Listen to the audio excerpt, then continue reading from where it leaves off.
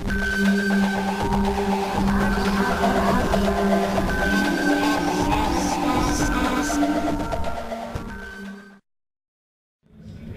here with Shaguar just after winning the CPL Winter 2004. Unbelievable. 2 matches in a row. First time anyone's ever done it. Man, how jacked up are you? Come on. I feel all right. Don't hold it in for us. Don't hold us in for us. Come on now. We know it. We know it. It's amazing, man. It's such a good feeling to finally win a CPL. This is the 7th CPL that I've been to, and every single one I've come in, and I've known our team could have done well, but I never felt fully confident that we could win until this CPL, and it definitely paid off. You know, you've been in both situations now. You were in the losing situation before, about a year ago, and now you're in the winning situation. Obviously, this feels better, but you know, would you guys build off of that? You know, you took that loss, and did that help you here in this situation, do you think? Well, I think we were in the losing situation both times. I mean, we had to beat them twice both times. Yeah. And it was a lot more intimidating back then because we had a much weaker team back then. We really relied on strong CT halves at the last CPL. We got lucky in the sense that we played the right maps at the right sides. I mean, our big matches against the Euros were on Cobble starting CT and then on Nuke starting CT against Mouse, both Mouse and Adrenaline. So we definitely got lucky there, and we knew that it was very, very unlikely that we could beat SK unless we got really lucky. We had much weaker lineup. I mean, you put the names together, you have BSL Knoxville compared to Element and Executor. It's just really no contest. They're all 4 are great players, but just their whole sense of the game, Element and Executors, is just on a whole different level. Well, you know, you said you were better at CT side. It seemed like here, wow, you just were dominating terrorist halves. It wasn't even close. You guys dominated the first one 10-5. Now you dominate the second one 11-4. I mean, total different change in how you guys play. Well, it's just Executor's knowledge of the game is just it's baffling. The way he just reads everything, and his strats are just impeccable. And the thing that makes Executor so special is that he knows how to play to his players' strengths. You know, as opposed to other leaders, team captains or whatever, or leaders that in-game strat callers that they know good strats, but it worked with their first team or their old team. With Executor, he's able to take me and say, this is where I want you opping in this situation, in that situation, and he knows that I'll be able to do it really well. Speaking of that, a couple of huge rounds. I don't even know how to describe it. 3 kill rounds where you guys just basically changed the moment of the match, created a situation where you guys put the eye on the defensive. I mean, talk about that a little bit. Talk about Mikey. Talk about yourself. Tough situations. Well, those were huge. I mean, we've always had a stronger T side. Actually, we're pretty even on Inferno, but we were able to get really good when we get going.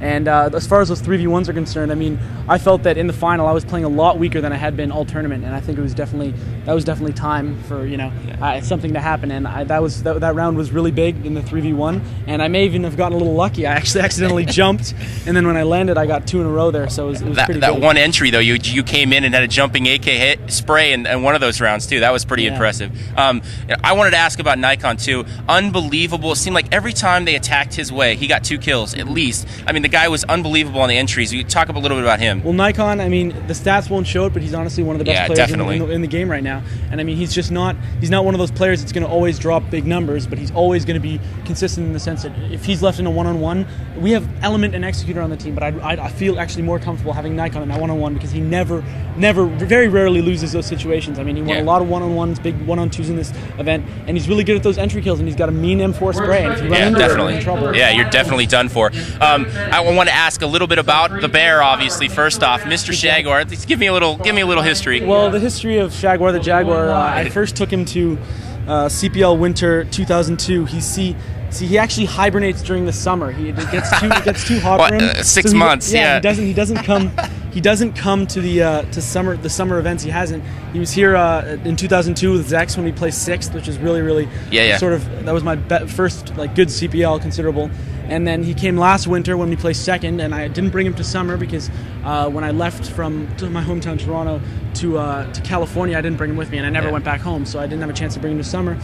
And then I brought him back this year, and every single year I bring him. You might have to remember to bring him now. Yeah, every single time I bring him, we do better every single time. 6th, 2nd, 1st. So I don't know if it can get any better now. It really can't get any much better than that. Well, we won't lose next time. Oh, there you go. I got to ask about the actual headband issue. The bet. Go ahead and tell me about that. You were telling me a little bit. Well, me and Vilden, we talk a bit online here and there on MSN, and we were just doing our old shit talking thing. He'd randomly message me and be like, "Oh, you guys are in trouble. We're playing real good. Like, you better watch yourself." And I'm like, "We're playing good too." And he's like, so then we decided we had a bet because we were talking about good luck charms and stuff. And he has this queer-looking headband, this pink headband. I've seen it, yes. That he definitely looks hot on him, but he has that headband there, and he has not lost a match with it on. He didn't bring it to Nolelva, but he brought it to ENC and CPL last summer where they won. So he was fully confident. So we bet against each other, and he said if we meet in the finals, which we did, ironically enough, the winner gets the other person's lucky charm. Hey, have you worn it yet? I went over there. I went over there because I obviously wanted to congratulate, just shake his hand or whatever. But I really, like, if they had beat us, I really did not want him to take him. I was thinking before the match, I was like, oh my god, if I lose, he's gone. What am I gonna do? So I felt bad. He was very willing to give it up though. He was pissed. He just took it off his head. He just threw it back at me and just threw a scarf on his computer. And it looks better on him anyway, so I gave it back. That's nice of you. I got to ask one last question here. We talked a little bit about before we got on about how you really felt like you haven't lost a match. That one match before against didn't work out in your favor. We had that tough ruling. Go over that a little bit and tell me what you think. Obviously you feel that way. Well, I feel that I don't feel like we've made enough mistakes at this tournament to have lost a match. Maybe in the MIBR match, but we did in fact win that game. Yeah. So I feel like we won the CPL undefeated. I mean, I really do feel that we got gypped in that nuke match, but it was outside of our control. And the eyeballer guys, they did feel guilty because they felt like we outplayed them in the first half of the match. Yeah. And it really it's so demoralizing when you go into the second half knowing that you lose all those rounds. And sort of what happened was after the game when they did in fact win, if you're in the tournament area, you see how intense it gets. But after Eyeballers won, we didn't hear much of a cheer or anything. Yeah, they felt guilty about taking that win because they knew that we were playing better than them at that time. Do you think that there was a little bit of a situation where maybe they weren't as confident as normally a team from winner's bracket is because of that situation? Yeah. It kind of felt like they were apprehensive. They saved a lot. They didn't really go after you guys. I think they were a little scared. Yeah, I mean, going into that finals, they couldn't really say to each other, look, we've beaten these guys once. We can easily do it one more time before they beat us twice. Because I don't really feel like they felt that they won that match legitimately. I'm not saying that we would have won that match. I'm saying that, obviously we would have had a better chance. It just was never really decided on the field, on the game. Yeah. Okay. I appreciate coming over. You go have fun with your team. Good luck. I'd just like to give a little sponsor. Oh, go right ahead. Definitely. I was going to let you there. I'd just like to thank all our sponsors for, supporting us through all of this. I mean, we had a rough summer, but we're back in full top form, and so AMD, Kingston, X-Ray, A-Bit, all you guys. Who am I? I'm forgetting someone. X-Ray Pad, did I mention? Shenbro for the cases. Just everyone, thank you so much. And what was the original name of NOA? The original... that was back when we were first deciding the names when we were flying to California, or where were we flying to? Flying LA somewhere. or LA, flying to LA or something. No, flying to France. We were trying to I don't know where, but we were trying to decide what we should name the team originally. And my idea was The Alchemists Unleashed. And he's off camera raising his hands right now. Alchemist is off camera, yeah. So they didn't like that one, but I had some good ideas. So any of you guys out there looking for a clan name, come to me. I have a lot better than, Not more where that come from. Thanks, man. Good luck.